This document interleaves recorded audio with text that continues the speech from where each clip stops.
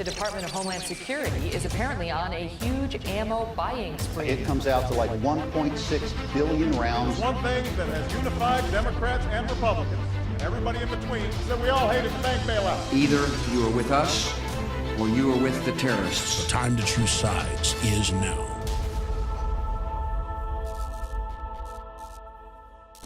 Ladies and gentlemen, this is an emergency transmission. The United States government has been taken over by a shadow government, a criminal element that spies on the American people. It launches false flag terror attacks on its own citizens, and it starts illegal and unjust wars for resources and imperial control. And they're hell-bent on destroying what's left of our constitutional republic in order to establish a one-world government in its ruins.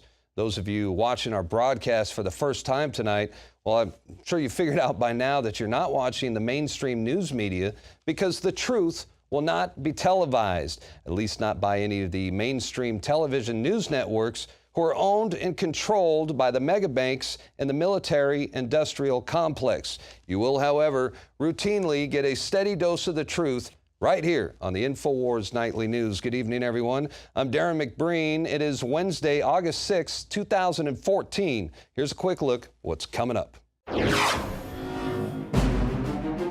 Tonight, a massive buildup of Russian troops on the Ukrainian border in the last 48 hours. And is the government hiding suspected Ebola cases from the public? There have been about a half a dozen patients who have had their blood tested because of concern.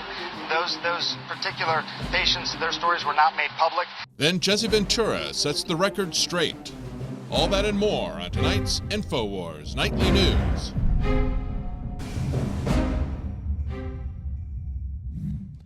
Well, it looks like Russia is finally preparing for a large-scale invasion of the Ukraine, as there has recently been a massive buildup on the Ukrainian border where Russia has more than doubled their troop levels. So it definitely looks like they are getting ready to rumble. Yesterday, Vladimir Putin called for an emergency meeting on the United Nations Security Council to resolve the humanitarian crisis in the Ukraine. Yeah, notice how it's always a humanitarian crisis. But the untold story behind the crisis is that this is an energy tug-of-war that's being fought between Russia and Western powers, and the Ukraine is simply caught up in the middle. Not to mention the fact that the Ukraine is a very important and strategic placemat on the grand chessboard. Now, there is reportedly tens of thousands of people displaced because of the fighting over the last several months. The Russian Foreign Ministry said the UN and the Red Cross have a readiness plan to deploy a humanitarian mission to the Ukraine, which some consider to be a pretext for an invasion by Russian forces. Yeah, you think? I mean, the Russians are battle ready. They have a large force of infantry, armor, artillery, and air defense right there on the Ukrainian border. And we're talking about 17 battalions. That's about 20,000 troops.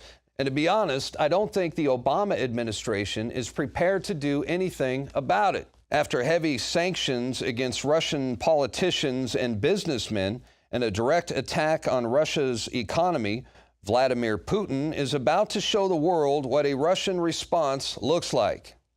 So brace yourselves, the Russians are coming, and this could very well be the buildup to the next great war. Now, I want to switch gears real quick and talk about the recent Ebola outbreak, because the CDC still remains silent on the number of potential Ebola victims inside the United States. Now, that's a scary thought. Now, I understand that the CDC might not want to start a panic, or would they?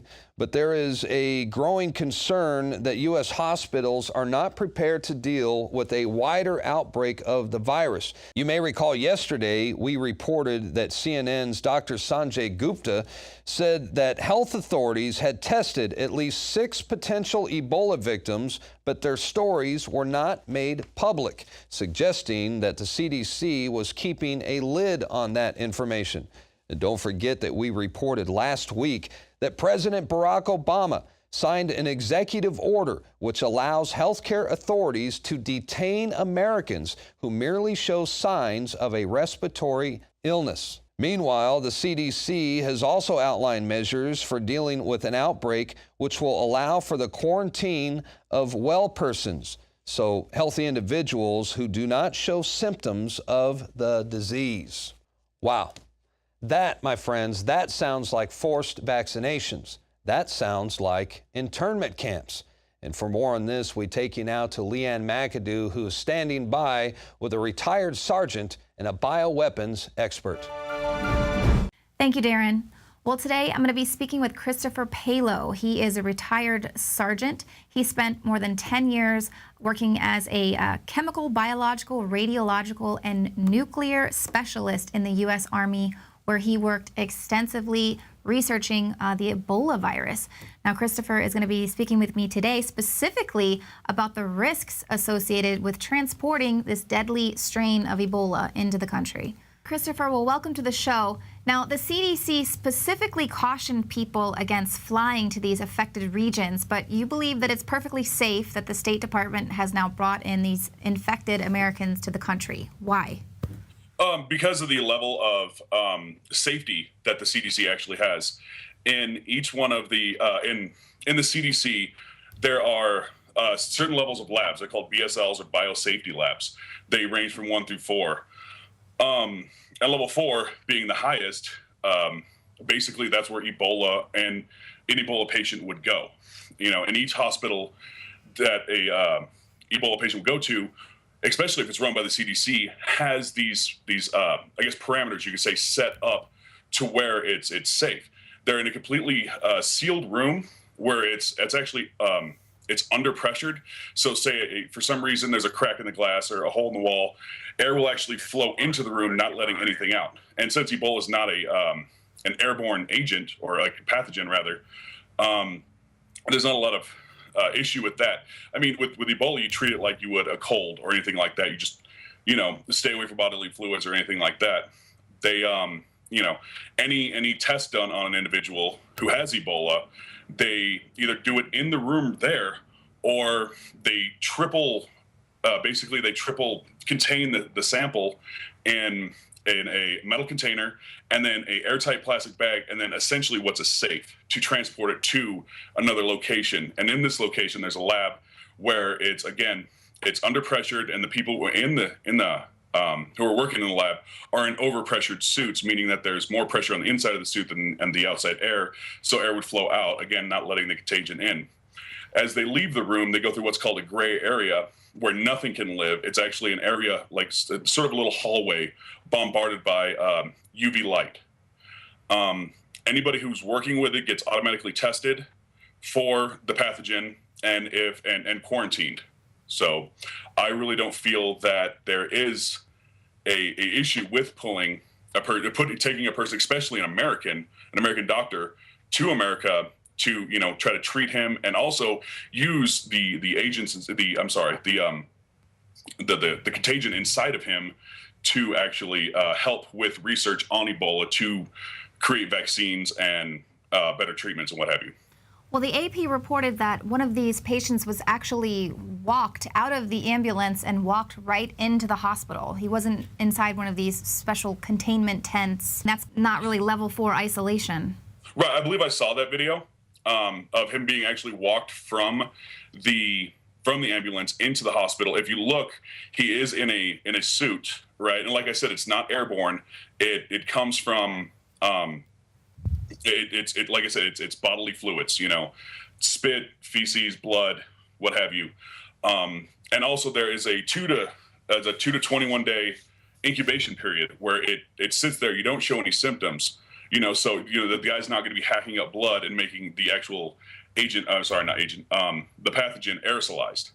So, you know, basically covering him up in a suit where none of his bodily fluids can get out, and transporting him from point A, from the ambulance to the hospital, as long as there's, you know, it's perfectly safe, as long as there's nobody around him. What they're going to do with that suit afterwards is they're going to burn it, you know, and they're going to put him in an isolated area and quarantine him for research and treatment.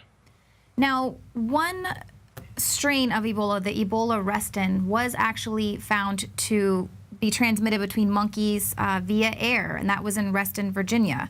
Yes. Yes, they what it was because it's considered a simian virus.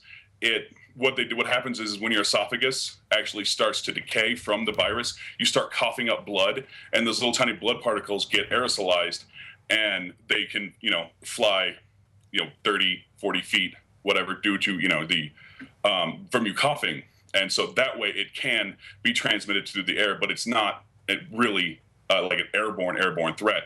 It's within a certain parameter, and that's why in Reston it is actually they're quarantined off, and then after that happened, they tested everybody and they cleared down the room and actually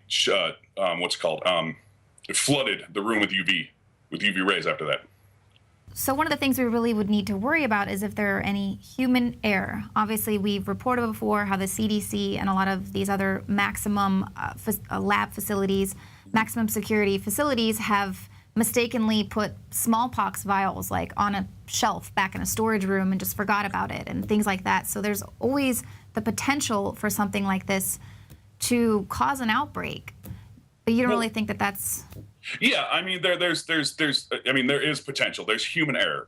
Mm-hmm. The one thing about Ebola as opposed to other contagions is there are actually people who have PhDs in virology that will not work with Ebola because it is so deadly and it is so dangerous. So I feel that the level of fear here actually would help to minimize, not eliminate, because you can almost never eliminate human error, but minimize human error in that. Now, is there a chance it can get out? Yes, it can. There's a chance for anything, really. But it's minimal, and I am not afraid of it, or even to go into the facility where the Ebola patient is being housed, if you will. Now, when we were speaking yesterday, you were saying that the potentiality of Ebola being used as a bioweapon was, just really didn't even make sense.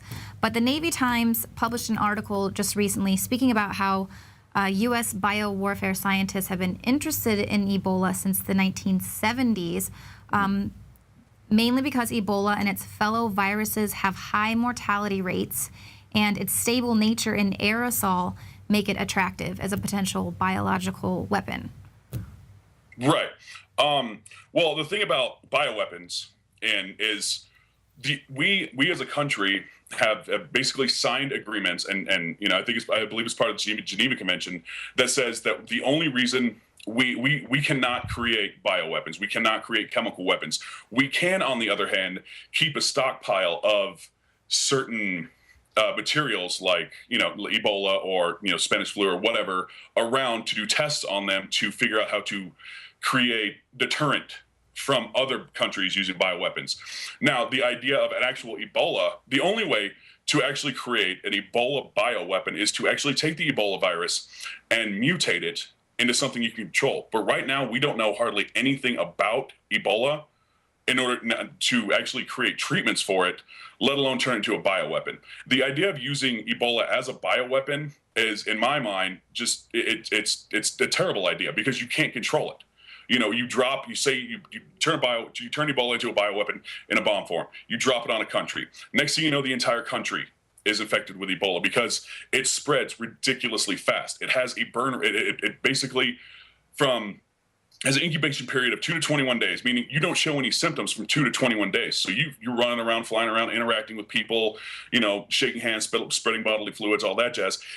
In that case, it could probably, in my opinion anyway, it could probably take out the entire world's population in a few months. So in that way, it's a terrible idea. It's not a good idea at all. And I don't think without actually more research and all that on and especially without any, I guess a shotgun vaccination for every single type of strain of Ebola, they wouldn't do it. Now, something they might do would be to create a bubonic plague, a bubonic plague bioweapon, because it's curable, it's controllable, and it targets certain groups of people.